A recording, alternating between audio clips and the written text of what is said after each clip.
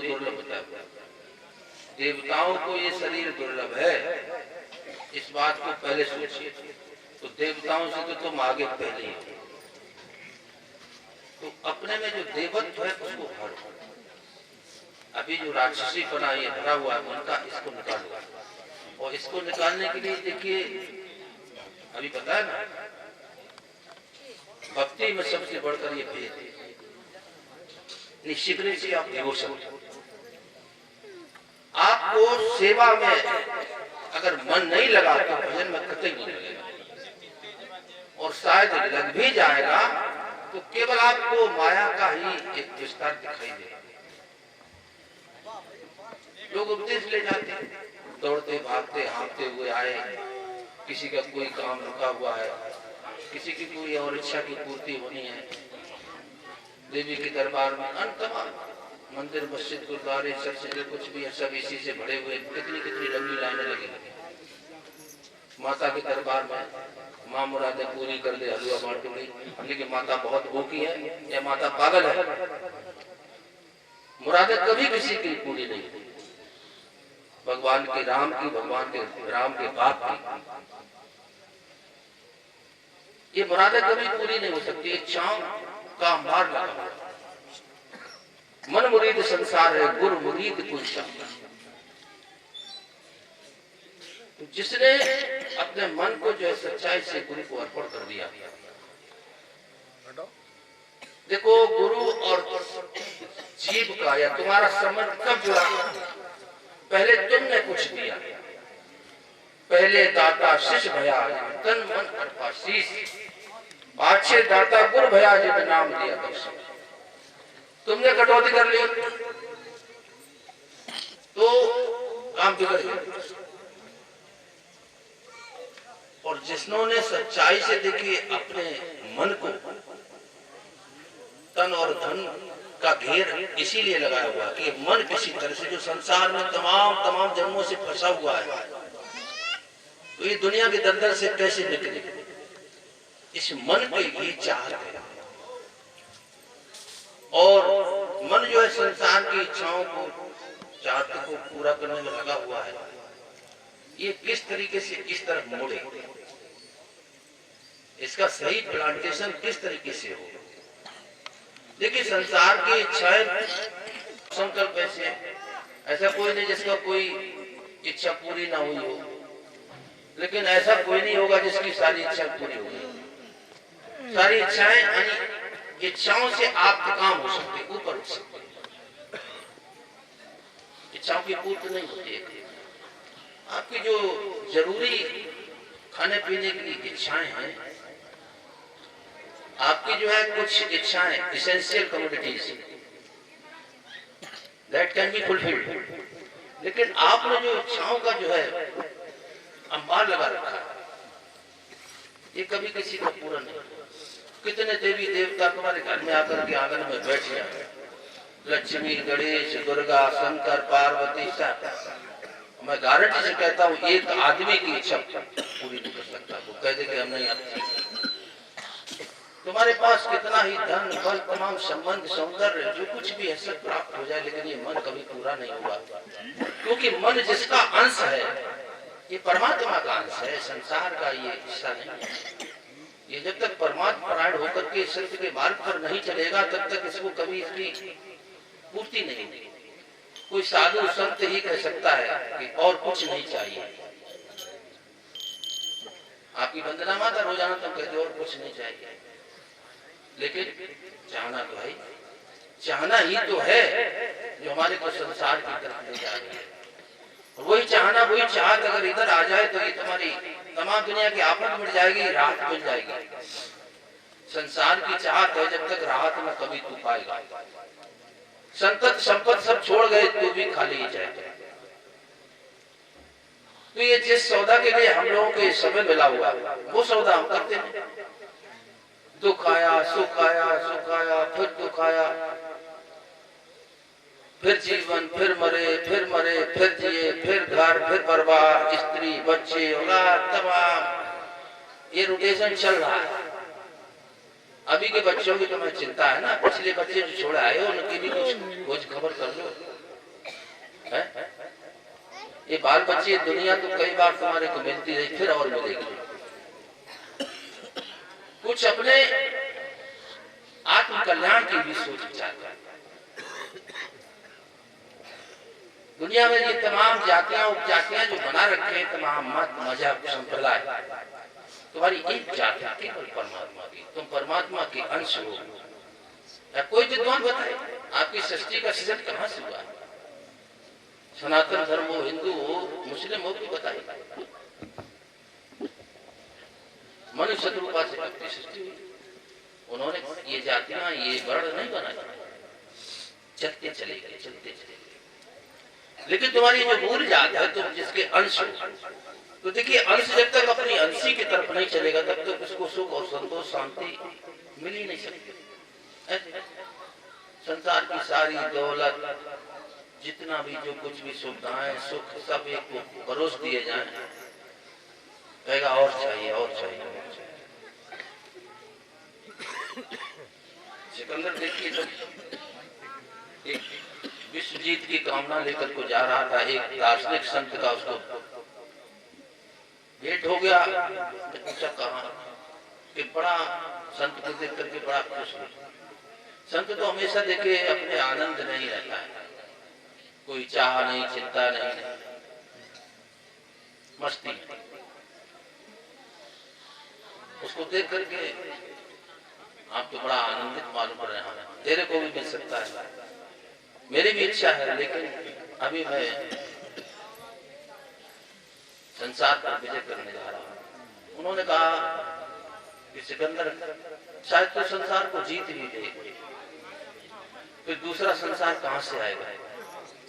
लेकिन ये तेरी जीत अधूरी होगी जब तक तू अपने को नहीं जीतेगा, अपने मन को नहीं जीतेगा, तब तक ये तेरी जीत किसी अर्थ की नहीं लगेगी। और ये तेरा समय सब चलेगा। कितने कितने देखिए सिकंदर इस जहान में आए और सारे सिकंदर जो है कलंदर या बंदर बन करके चले गए, साथ में जाने का कुछ भी सामान।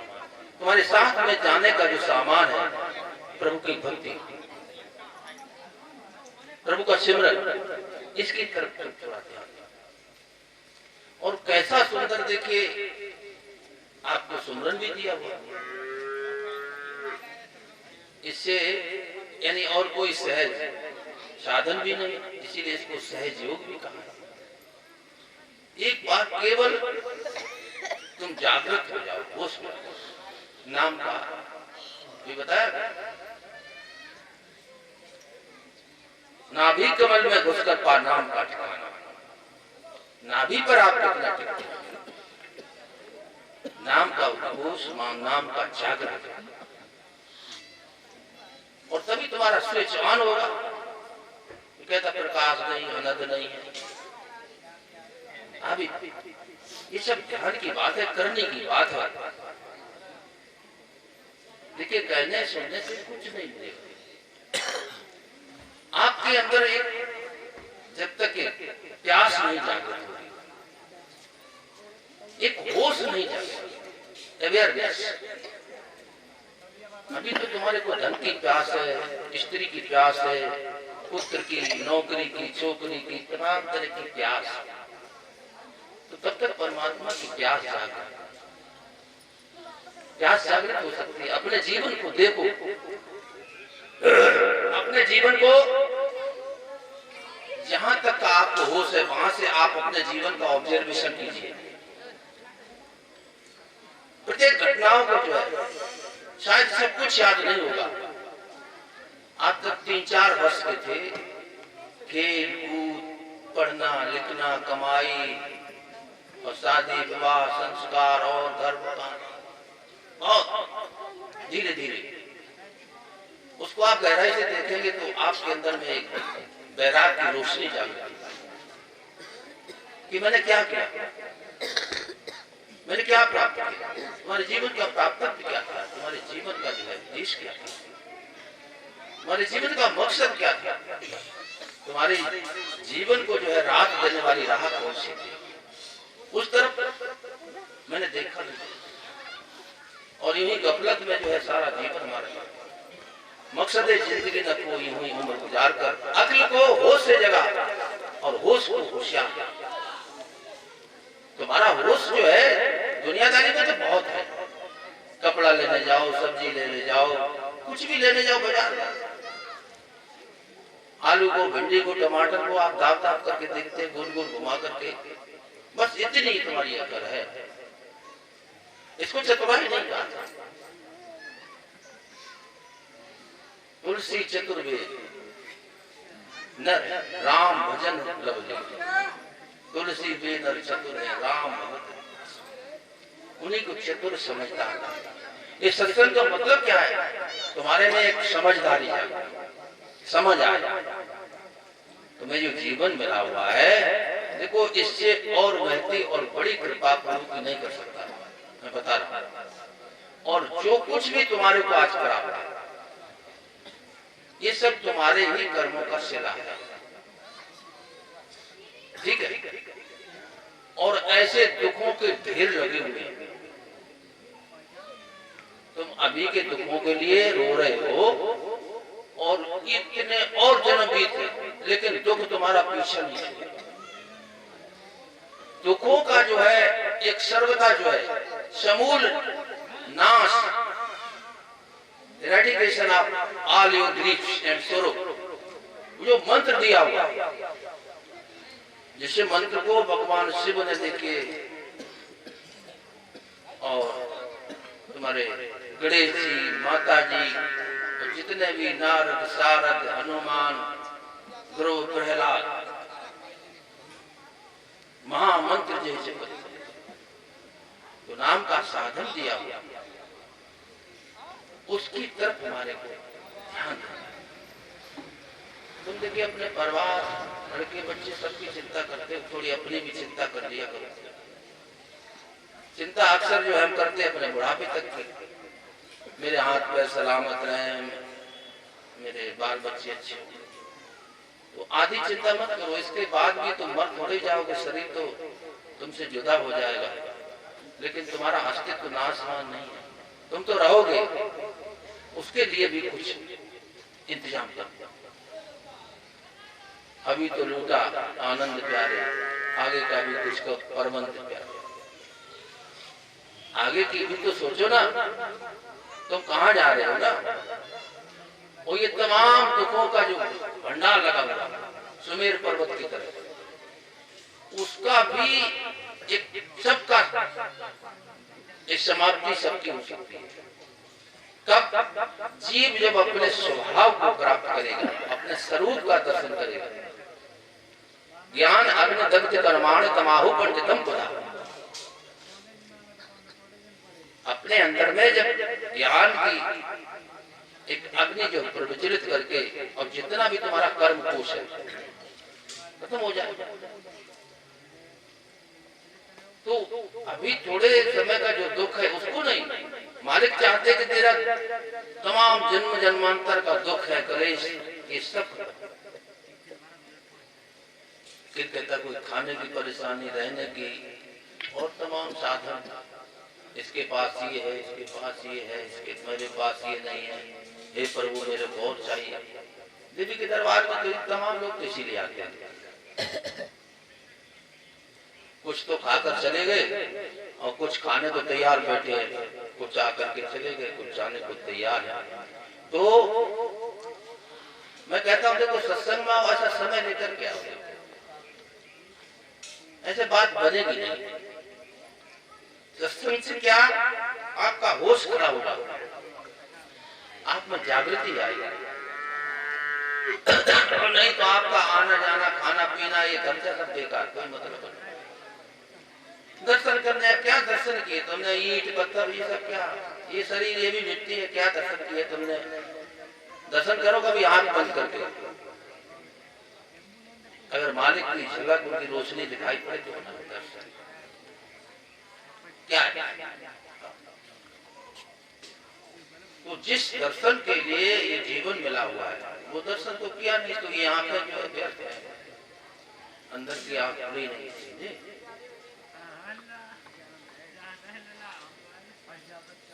दर्शन तृप्त न अजम प्रेम प्यासे नैन, उस परम स्वरूप का दर्शन करने के लिए तुम्हारे नेत्र कब से जन्म जन्मांतर से प्यासे। वो दर्शन नहीं किया, तमाम संसार का दर्शन करते रहो, जितना घूमोगे तो क्या मिलेगा। लोग तीर्थाटन को जाते हैं, तमाम तरह के तीर्थ गए तो एक पल सत्य मिले, सतगुरु मिले अनेक अनेक कहे। सब देखिए काम तो मालिक ही करेंगे और पैसे भी तुम कर तो कुछ नहीं रहे, करने वाला तो कोई और है। लेकिन अभी तुम्हारा सही दिशा में मूवमेंट नहीं हो रहा है। जो सुख का रास्ता है उधर हम जा नहीं पा रहे, रोना रो रहे, ये नहीं हुआ, ये नहीं हुआ, ये नहीं हुआ। तुम्हारे पास जो कुछ भी है, यहाँ जो सबसे गरीब होगी वो देखो, तुम्हारे से पीछे कितने लोग खड़े हैं। मैंने देखा दोनों पैर नहीं, दोनों हाथ नहीं, कोई साधन नहीं, ना घर है ना, सबका पालन पोषण करता। वही तो ईश्वर। केवल हम अपने सुख साधन और भंडारण में लगे रहे, अपने सुख के लिए चिंता नहीं। ये जीवन मानव जीवन नहीं है। प्रत्येक जो है दुखी को देख करके तुम्हारे हृदय में थोड़ी दया का भाव जाता है। रास्ते में चलते हुए इंद्रिय अर्थेश वैराग्य मन अहंकार एक जन्म मृत्यु जरा व्याध दुख दोषाम। दुनिया में अगर आप देखें गौर से तो दुख के अलावा कहीं सुख तो मेरे को मिलता नहीं। एक दुनियादार व्यक्ति को लगता है ऊंचा सा देखिए भवन बना हुआ है, कई मंजिला, सुख सुविधाएं, नौकर चाकर, मोटर गाड़ियां, मील में ऐसा कुछ हमारे को लगता है ये सुख ही है। और वास्तव में अपनी बच्ची के लिए जब घर पर देखने जाते हैं, इसी से लगा लेते हैं अंदाज की बहुत सुख है, बहुत कलह है, बहुत अशांति है, बहुत उपद्रव। जिस घर में देखिए संत का पदार्पण नहीं होता वो तो कुछ नहीं।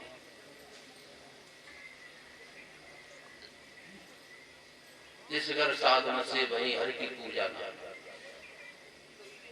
सो घर मरघट जाने ये भूत बसे थे। सुख तो हो ही नहीं सकता। ये क्षणिक सुख, क्षण सुख लाभ जन्म सत कोटि।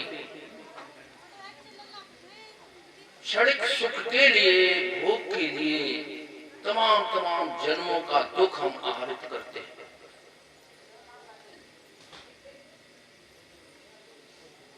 देखिए भोगों के रास्ते से गुजरना, भोग भोगना है, भोगों का जो राग भरा हुआ उसकी निवृत्ति के लिए। आप समझे बात? भोगों से सुख नहीं लेना, आपका अटैचमेंट हो जाएगा, बंधन हो जाएगा। भोगों का जो राग भरा हुआ, तमाम जन्मों से घूम फिर के आए जिस बाजार से, तो वो राग भरा हुआ उसकी निवृत्ति हो जाए। इसके लिए भोगों के रास्ते से गुजरना तो है, सुख लेने के लिए बध जाओ। ये जीवन मिला हुआ मुक्ति के लिए, आजादी के लिए। कितना बेहतरीन जो है बेशकीमती जीवन तुम्हारे को मिला हुआ। अगले मखलूकात में इंसानी दर्जा आला है, इंसानियत से जो गिर गया उसी का बाहोश रहे जो उससे उसी का बोल वाला है। बसाया दिल में जिसने गोकुल का मतलब। तो हमारा आज का जो है कर्तव्य देखिए, तुम संसार के जो तुम्हारे कर्तव्य है उनके प्रति तो तुम बड़ा सावधान रहते हो। एक बच्चे और रह गए, एक बच्चा और रह गया, ये सब काम होते चलेंगे भाई। तुम्हारे को और मदद मिलेगी ना। थोड़ा भजन के रास्ते पर चल करके तो देखो, प्रभु को समर्पण करके तो देखो। ये कोई कहीं गए नहीं है ना भाई, ये सब जिंदा देव है। इनके पास, इनके करीब, इनकी सेवा में तो आ सकते देखो, तो सच्चा धन मिलेगा। और सच्चा सुख मिलेगा। अभी तुम जो है जो अटके भटके हो ना, ये झूठे सुख में लटके हुए हो, सच्चा सुख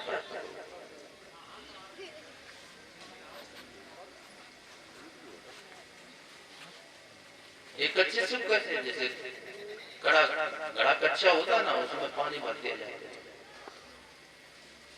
यही संस्पर्जा भोगा दुख इनो वेवते आदंत बनते तोते नतेश रोते। ये आने जाने वाले जो हैं, जैसे गर्मी आई और सर्दी आ रही है, आकर के चले गए तो परिवर्तन हो रहा है, सुख भी आ रहा है, दुख भी आ रहा है। तुम्हारे को अनुभव होता है, गर्मी भी दूर है, सर्दी भी दूर है, लग रही है,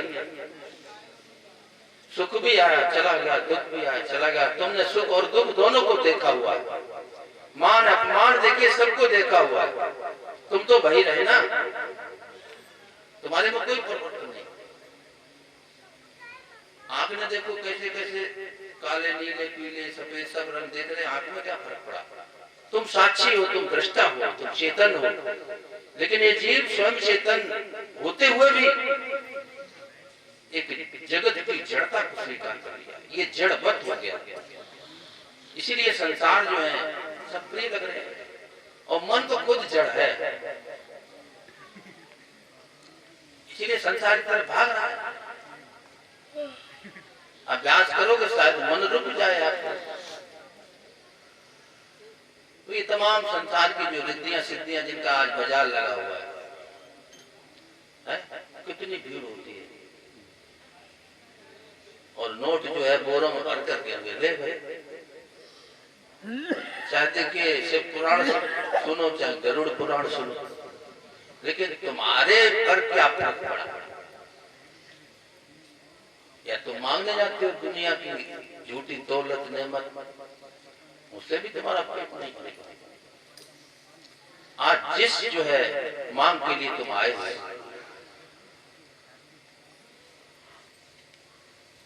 संतन के ढिंग जाए कर कछु न मांगे, और होनी है सो होएगी आगे की कष्ट। और ये झूठे खेल खिलौने ये मत मांगो, आगो कहते हैं प्रभु। देखिए परमात्मा से निकट और कुछ भी नहीं है, तुम्हारा शरीर भी दूर है, तुम परमात्मा के दूर। एक जरा सा झीना सा पर्दा है, उस पर्दे को सेवा से सुमरन से, ये सेवा नहीं कि तुम पैसा ला करके यहाँ पर 10 लाख दे दो, नहीं। जो बाल बच्चे हो जिनके तमाम गुरु लोग ऐसे उम्र दे दो,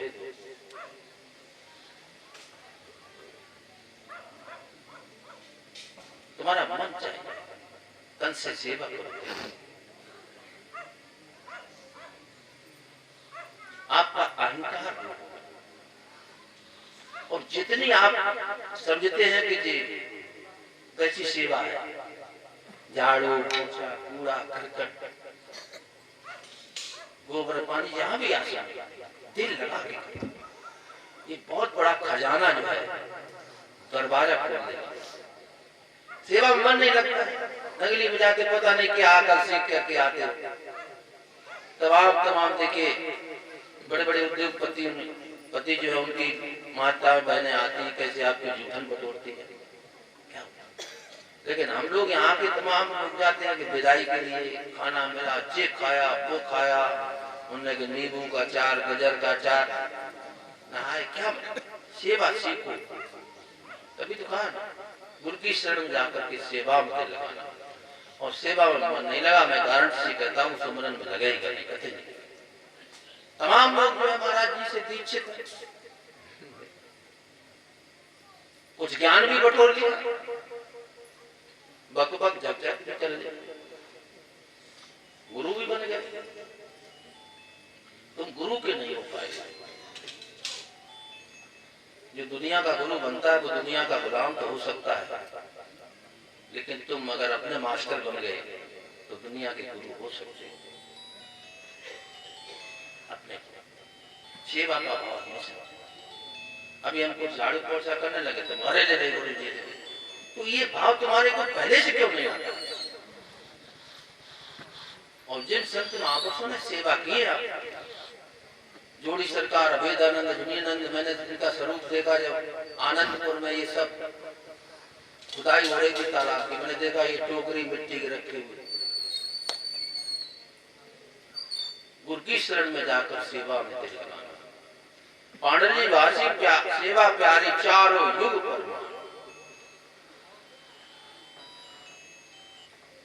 गुरु महाराज जी ने सबने लिख दिया,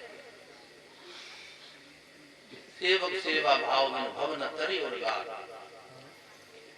बजिए राम पद पंकज अश्य। सेवा आपके घर में जो बूढ़े बुजुर्ग हैं, बूढ़ा कोई हो, बहुत 2-4 महीने में कौन बैठता है? बैठते हो कि 10-5 मिनट रुक जाए? लड़के नाती भी इधर उधर से निकल जाते हैं, उसको छोड़ दिया अपने हाथ, बैठ को थोड़ा तसल्ली हो, उससे कोई बात करने के लिए बैठ पाता है।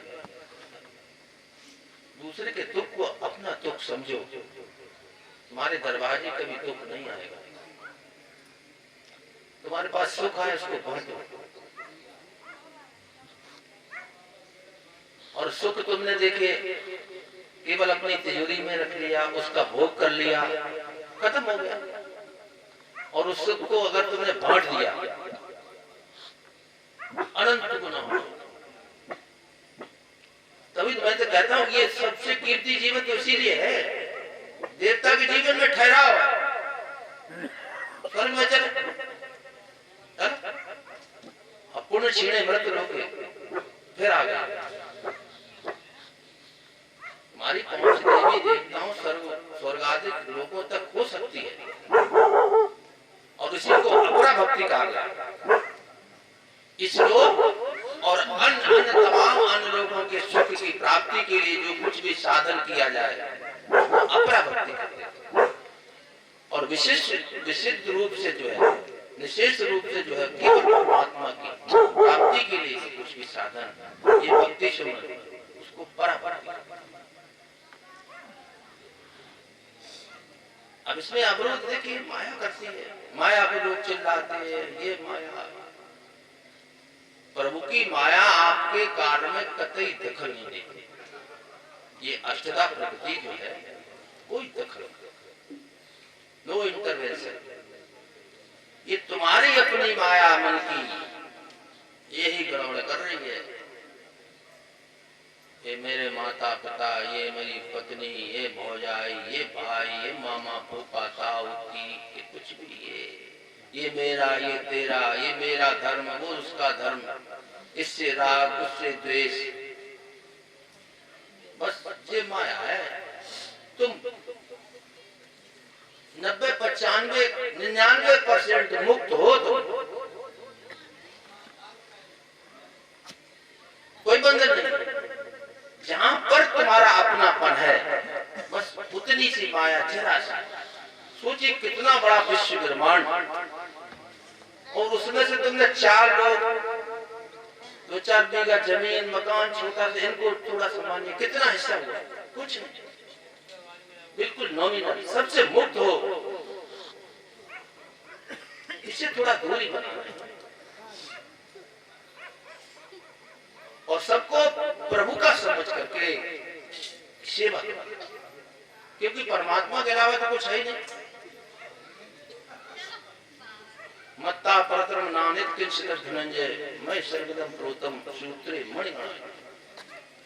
सूत की मणियां, सूत का ही धागा में पिरोया हुआ, सूत के अलावा कुछ भी नहीं है, सब परमात्मा ही है। अहम सर्वस्व प्रभवा मत्ता सर्वम प्रवर्तते, इत मत्वा भजन्ते माम बुधा भाव। सब कुछ परमात्मा ही परमात्मा। एक देखने की एक नजर है,